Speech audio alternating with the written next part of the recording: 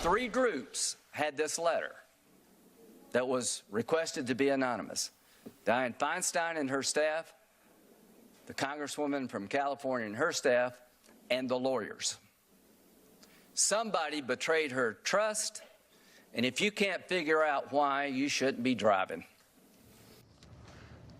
Christine Ford had wanted to remain anonymous. She didn't want to testify yesterday. She didn't want anyone to know her name. She only went public with her allegations after somebody leaked them to the press. Just a few weeks ago, only a few people knew about the letter that she'd written to Congressman Anna Eshoo and that it made its way to Senator Dianne Feinstein's office. And from one of those offices, her identity made it to reporters. Who did that? And why aren't Democrats interested in finding out the identity of the person who did that, since supposedly they care so deeply about Christine Ford?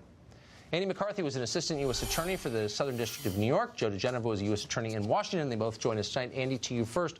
Why would it be so hard to find out how this information got from one of 2 congressional offices to the Washington Post? Well, Tucker, if we assume that it had to be one of those 2 offices, then it should be a small world of people.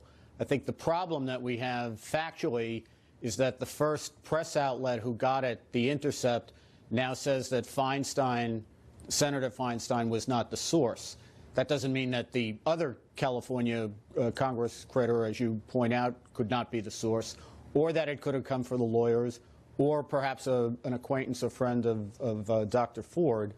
But while it's a small amount of people who are in the circle of the possible leaker, and if you made an aggressive investigation, you might be able to get some leads quickly. Certainly, if Kavanaugh can be investigated 7 times, you'd think that this might be at least worth a once-over.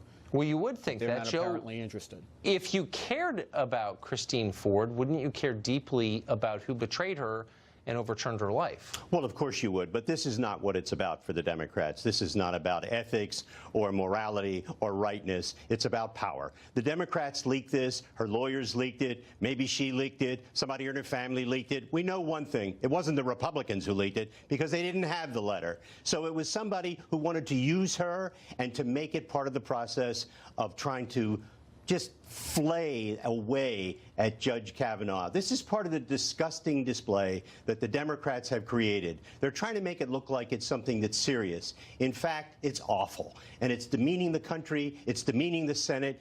I don't know what effect it's having on Miss Dr. Ford or whatever her name is. The bottom line is this is an attempt to destroy a good man and his family, and the Democrats are succeeding, and they got their delay on the vote on the Senate floor, and they may ultimately win. So that's for sure. So, Andy McCarthy, you've watched this for the last 2 weeks. I'm sure you've been as riveted as the rest of us. You follow this stuff already for a living. What's your, give me your 30-second takeaway. What do you make of all this? What have you learned? That it's just phenomenal that the Democrats could not more clearly signal that what this is all about is delay, delay, delay. No matter what they're talking about, whether it's the victims or the survivors or somebody's privacy or the need for an FBI investigation, it's all about delay. And yet the Republicans seem to think if we just give them a little bit more delay, we can bring this thing to closure. And I just, for the life of me, I can't wrap my brain around that. I can't either. Have you ever seen anything this cynical? Honestly, you've been here a long time. Now, I came here in 1967, 51 years ago.